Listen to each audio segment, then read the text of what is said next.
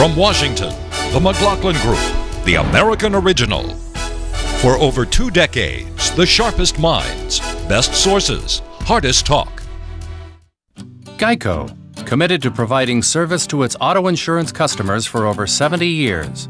More information on auto insurance at geico.com or 1-800-947-AUTO, any time of the day or night. Smart global investing requires expertise from the ground up. With insights from local experts across the world, we have a unique perspective on global investing. Franklin Templeton Investments. Gain from our perspective. Somewhere in America, a city comes to life. It moves effortlessly, breathes easily. It flows with clean water. It makes its skyline greener and its population healthier.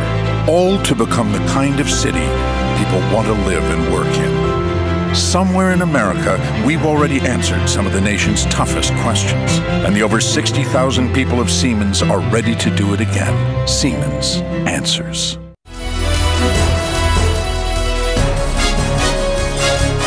Issue 1, the Latter-day Saints. Oh, when the saints come marching in. I'm Mitt Romney. I believe in America, and I'm running for president of the United States.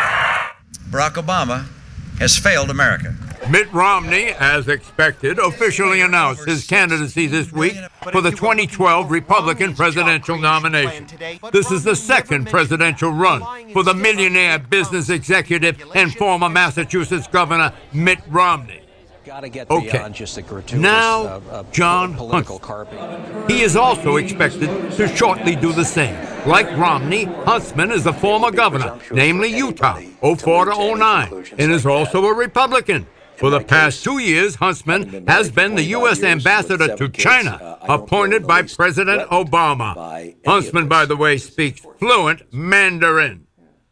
Huntsman and Romney both want to be president, and both are Mormons, members of the Jesus Christ Church of Latter-day Saints. It is frequently speculated that Mormonism might prevent an adherent from becoming president of the United States. The Mormon religion was founded 184 years ago, in 1827, in the state of New York.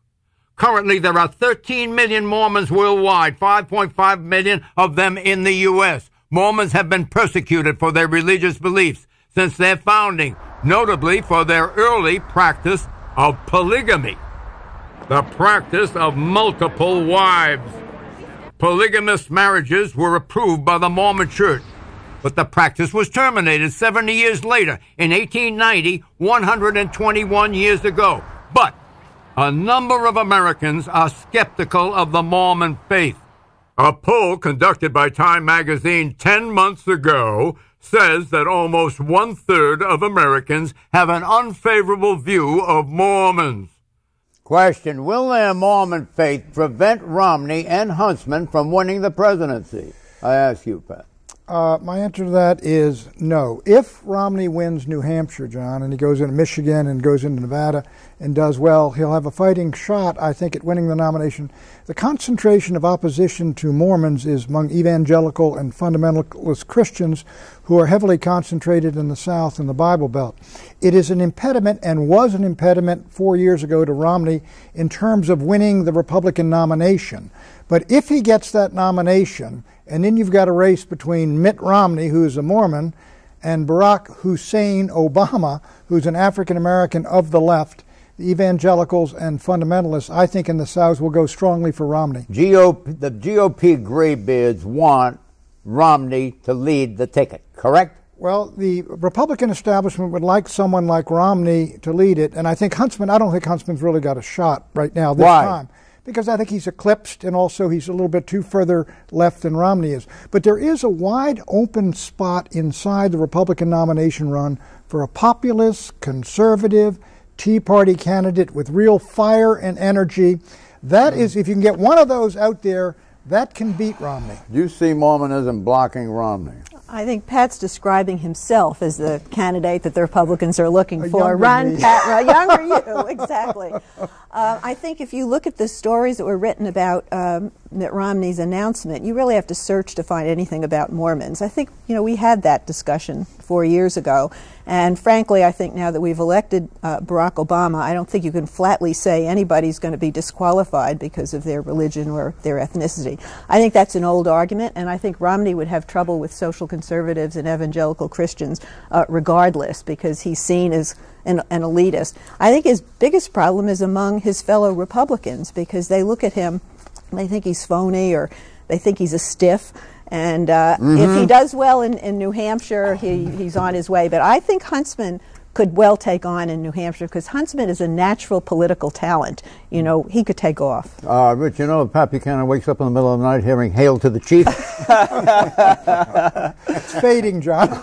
I would say the Mormonism, not as good as it used to be. It's a bit of a drag. If you look at 2008, he didn't win more than 20% among evangelicals anywhere in the South, which is suggestive, although it wasn't a totally fair test, because you had Mike Huckabee, a Baptist preacher that these evangelicals really bonded with. But I do. And Huckabee is out. By his own wish. But Romney has to win New Hampshire, and then if the pattern holds in the Republican nomination contest the last 30 years, candidate A wins Iowa, candidate B wins New Hampshire, one of them wins South Carolina and is the nominee, which suggests he has to win South Carolina, and he can do that, but it'll likely be on the McCain model, where he has to depend on a balkanized field to his right and winning with a plurality of about 33%. Mort, did you hear that? I did. Can you improve on that? Just barely. I will say this: I do not think that that Mitt Romney is going to be determined in terms of his political prospects on the basis of religion. It is on the basis of whether or not. Time magazine poll? It's almost 30%. It may be when it gets down to voting. I think within the Republican Party, I just don't think that's going to be what's going to determine the nomination. And yes, the nomination. And John Huntsman, I will tell you, is a first-rate, first-class, enormously talented man, and I think was an excellent governor, an excellent ambassador, really, really a talented man. If he gets into the race and he gets a chance to present himself, he'll be a very, very serious candidate. I think he is somebody who could get the nomination and win the election. You mean that he can outdistance his rival Mormon?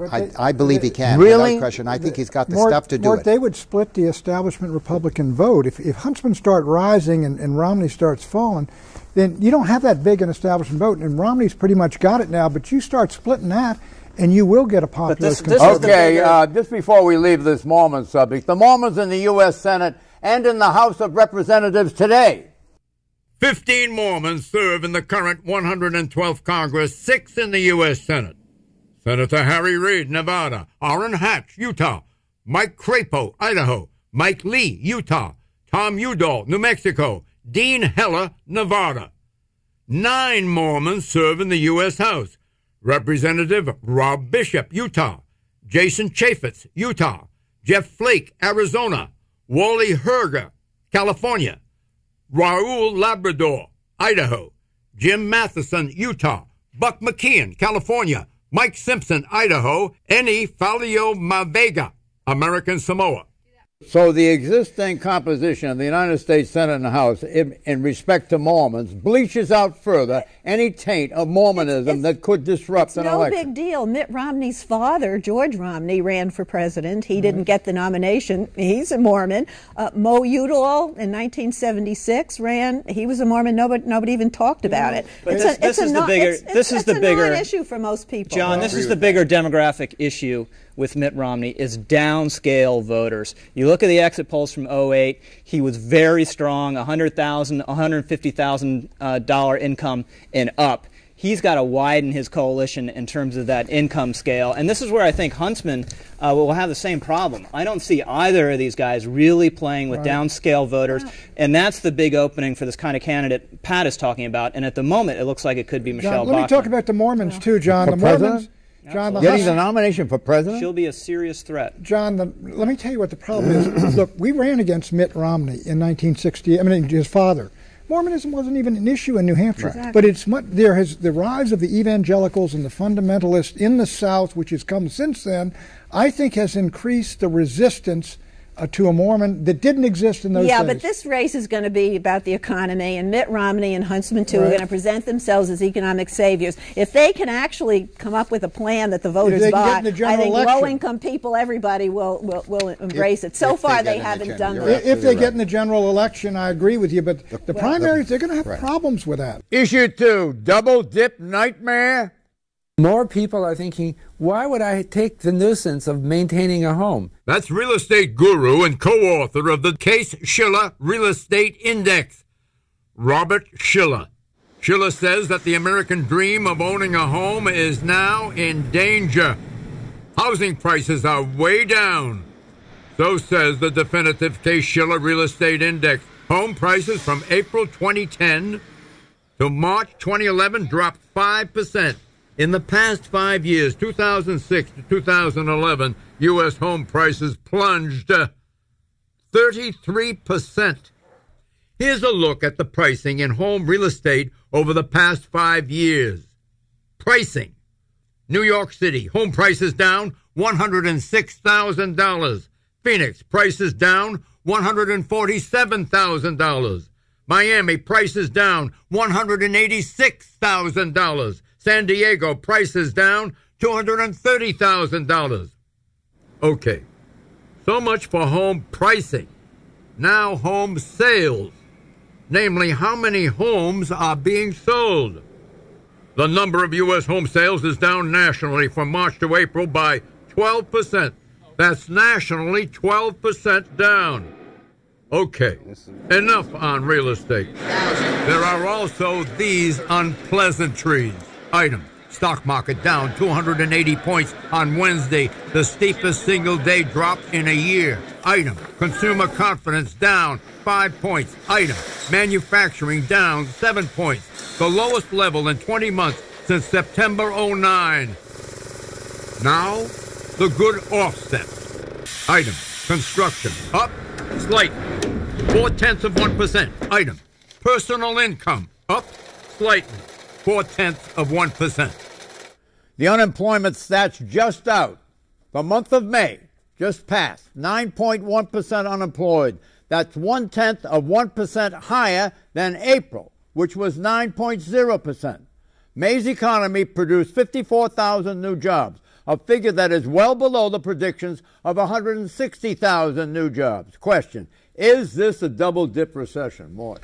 Well, we may not be quite there yet, but we're certainly on the route to that, because you covered on the two main things that affect the American economy. Number one, the home equity. It's down 33%. That's bigger drop than it was during the Great Depression, when they were down 31%. And 33% represents, since you have an average mortgage of 50%, 2/3 of the equity that people had in their homes. It's now about $10 trillion in lost home equity. So that affects people's sense of wealth. And the bad unemployment numbers are much worse than the 9% or the 9.1%, because they do not take into account the fact that people who have been out of jobs, and they have been now for over 6 months, it's over 7 million people, do not apply for a job every 4 weeks, which is what that measures. The real unemployment number is 18% if you really put it all together. That is going to devastate virtually every family in America, or somebody knows somebody who's unemployed. So it affects income and wealth. That's very bad for the economy, and both have been going down. If it's very bad for the economy, it's very bad for Barack Obama's re-election, Eleanor. Absolutely. Well, you know that. You're Absolutely. staring it right in the face, Eleanor. The number,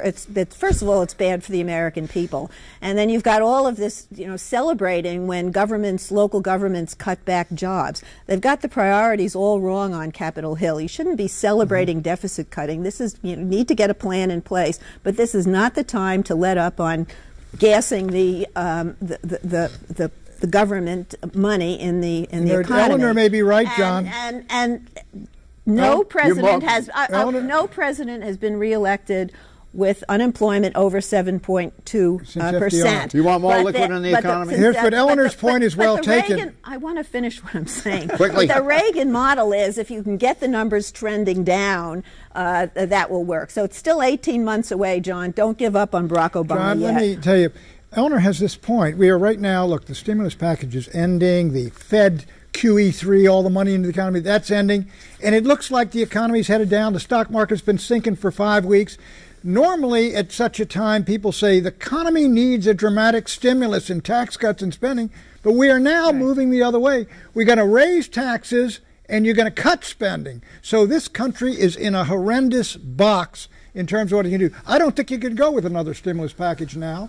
But if you are cutting spending and raising taxes, is that going to help an economy more? This is the problem. This is the problem. Is they came into office and they figured we have to adopt timely and targeted measures, and those measures either didn't work or they were temporary and they've worn off. At the same time, we built up huge structural problems in the form of the deficit and the debt that threaten the future of the country in the medium and the long term. So you have a weak economy now and a big threat coming. It's a catastrophe. Exit question. We are facing a major downward pressure on the economy going forward without the political capacity to change either fiscal or monetary policy, because all of this has happened in the context of the most stimulative fiscal and monetary policy in our history. Look, 17 months ago, before the Republican convention and the September convention. Right. Barely more than that before the election. Absolutely. You think that this situation could turn around in time for Barack Obama to retain the presidency? No. You do not? I have not believed this for a while. I don't think we can turn around the housing market. I don't think we can turn around the real unemployment numbers, which are an 18% unemployment number. John, and that is going to be devastating for any president. Do you think Barack Obama has anything on the doctrinal level that he can put into place to help slow this down or reverse it? The only thing he can do is to find a way to reach out to the Republicans, have both parties join together and take whatever steps they can take. It's not going to happen in any other way. Okay, exit question. Weak growth and high unemployment seem to be the new normal for the American economy. If it is the new normal, does that mean that Barack Obama will be a one-term president? Is this the new normal? I don't know that it's a new. I think it's a enduring thing up into the middle of this decade, John. I think what the Fed is going to try is a QE3, just printing money until they turn the American dollar into the toilet paper of the Western world. But I do think this. I think Obama is deeply vulnerable as of this week. Issue 3, crotch botch. The main question that a lot of people are asking is, did I send the photograph? I did not. This was a prank, a hoax. I don't believe this is a capital crime. I believe this is a bit of mischief. New York Democratic Congressman Anthony Weiner this week was the center of an underwear contretemps question.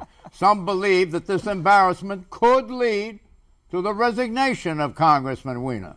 Let's assume that the congressman does resign. What happens then? Who succeeds him? Who's out there running? Do you know? No, I do not. He is not going to resign. You would have to dynamite him out of there. He's not the resigning kind. It is highly embarrassing. Based on his statements now, it seems likely that the picture actually was of him, and it remains to be seen of whether he actually tweeted it or not. I have to break in here because I have a scoop to break on this. The picture was actually of Arnold Schwarzenegger in shorts. That's why he wanted him to think it was taken by his housekeeper, of course. Well, what are you dismissing this as a lark? No, I'm not. It's not a lark because of the way he mishandled it. He made a total idiot of himself, and he's lost whatever respect he had. Certainly in the media. Is this you in these shorts? Bearing in mind that there's no above the mid-length of the short or below the bottom of the short. Explain more, John. Go in more detail. Well, no, but is this you? Is this a photograph of you? And he will not deny it. Well, and he didn't deny it, and he as Pat was saying before, he brings all the press together. Presumably to answer this question, he says, I'm uncertain as to whether or not it is me or not. Now, this is what you call a decisive leader. Well, I'm for the unified field theory of scandal. Let's just get all the scandals together. But I must say, the sort of enjoyment that the mostly male media seem to be getting out of this, and it's a complete misreading of what women are interested in. If anybody thinks this is a turn on for women, have another thought. That's his idea of what they're interested in.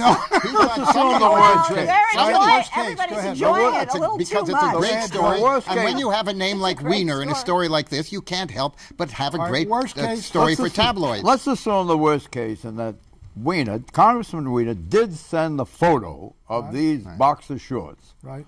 Inhabited boxer shorts, but they're still only boxer shorts. It wasn't an advertisement for boxer shorts. Go ahead.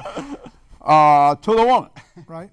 So If she regards it as jocose, then what happens? If he sent it to the woman, then he's lied, and he does have a problem. But I don't believe he sent it to the woman. What do you mean? He denied he sent it to the woman. Well, he put it on Twitter. That doesn't mean he sent it to the woman. He said, I did not send it. He made it available to the woman on Twitter. He made it available on Twitter. Right to That's her. not sending it. No, he denies that. He said somebody else hacked into his Twitter account and put this picture in. That's he what said that. Oh, yes, that's what he maintains. Yeah, maybe so he has a future. In this case, as we say, the uninhibited is now dealing with the uninhabited. You don't see any of the gray beards in the party going to him and say, this has got to stop because it keeps unraveling. There's no denouement. Where's the denouement? It's embarrassing, but politicians have done far more embarrassing things, and maybe has a future in underwear. Excuse me, wasn't it Joe Namath, the football player, who posed in boxer shorts? Yes, it was. You weren't interested in those, Eleanor. There is this. The only one who has a historical reference. There is the element too that he's hired private investigators. He will not let the House. This is the key thing. Okay, now he can say anything to a journalist and anything to a private investigator. But if the House committee comes in and they put him under oath, of course, then it's perjury. If he referred it to the authorities, they could, in a matter of 5 minutes, find from where this thing was sent, and the whole mystery would be solved. Why did he pick the private investigators to look into this? Because he can control the private investigator and doesn't have to tell his own investigator the truth. When the FBI comes calling, it's an entirely different matter, and that's where you get in a situation you're going to be forced to resign. You mean perjury? Yes. No, lying to a federal agent. That's perjury. No, it's not. It's lying to a federal agent, and that's a crime. Is that a crime? Sure. You went through Watergate, Well, didn't what's you? the difference between perjury and that being a crime? Perjury is under oath. You don't take an oath. You don't take an oath? What do you do? You just sit there? I've been there with the FBI, and they came to me, John. Did they trap you, Buchanan? No, they said you told the truth. Waiter's an outspoken liberal politician, and he's made a lot of enemies, and I'm sure one of them did this to him. Exit question. The congressman stays or the congressman goes? He stays. Stays. He stays. Now, on behalf of the tabloid newspapers, he stays. He stays as far as the eye can see. Issue 4, Born This Way. I am here to be a voice for my generation, for the youth of this country. Lady Gaga, pop star, superstar, the most powerful celebrity in the world, says Forbes magazine. Gaga burst onto the mainstream music scene in 2008. Her velocity has not yet slowed. Here are some numbers that make one's head spin even more than Gaga herself spins. Item. Gaga album. Over 15 million sold worldwide. Gaga's most recent album, Born This Way, released 12 days ago, sold 1 million in week 1. Item, Grammy Awards, 5. Item, Guinness World Records, 2. Guinness record number 1, longest time of any artist ever on the United Kingdom's music chart. Guinness record number 2, the Internet, most searched female, Lady Gaga. Item, earnings, 2010, hold your breath, worldwide, $90 million. And number 1 celebrity status, says Forbes magazine. Item, Facebook. Gaga has 37 million fans. That's 15 million more Gaga Facebook fans than Barack Obama's Facebook fans. Gaga has 37 million. Obama has 22 million. But the lady has not always been so Gaga. She was born Stephanie Joanne Angelina Germanata. Gaga was reared in New York City in a Roman Catholic household and educated in Roman Catholic schools through high school. By her own admission, Gaga has been eccentric from an early age. That eccentricity has not always been appreciated by her parents and by her peers. But now, thanks to that eccentricity, Gaga is a household name. And a good Roman Catholic, apparently. Good parochial school girl. Parochial schoolgirl. Right. What about her? Why is the nation so gaga over Well, Gaga? the thing is, what this does describe, I think, is the degeneration of the culture, but the disintegration. I mean, everybody, young person, I'm sure, knows who she is. I couldn't have picked her out of a police lineup, John, before you showed me all those films. I don't watch her. It would have been pretty easy to pick You her think out so? of her, actually. But I think no one it is. else would have been wearing a meat dress. The culture is really disintegrated into various groups, and young people are just crazy and wild about her. And I don't think our age group pays any attention. What's this? Wait a minute, Ellen. What's this about a meat dress? She wore a meat dress of some. What does that mean? It was hanging with steak and whatnot. Hanging a from dress a dress made out of steak. Yeah. Apparently not very good cuts of steak. A dress made out of steak. Steak and Correct. pork chops. Yes. Yeah. Well, she does not represent the disintegration of the American culture. She has a very positive message. She was bullied in high school because she was different, and she's got a new album out with the message basically that everybody is different except who you are, and go forward. And she's took up the gay cause, the pro-gay cause. Don't ask, don't tell. She was she basically embodied the energy behind that movement and got out in front and led that, and I think that was a positive thing. I know you're on the other side of that. Well, but she's a good voice for young people. She really is. Mort, what do you think? Well, I agree with what Eleanor just said about her, because she's more than just an entertainer, but she also understands how to use Twitter and Facebook to spread the message of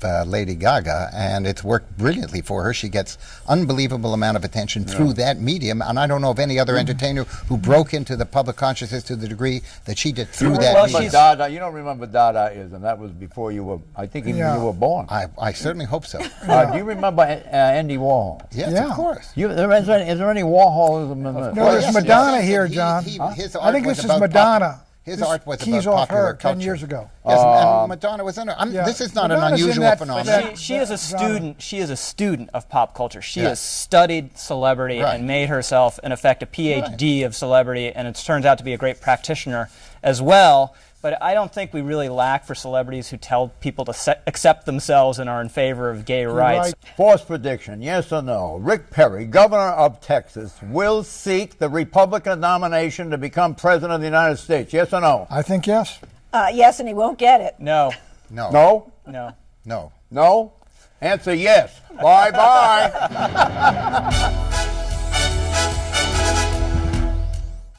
Geico, committed to providing service to its auto insurance customers for over 70 years.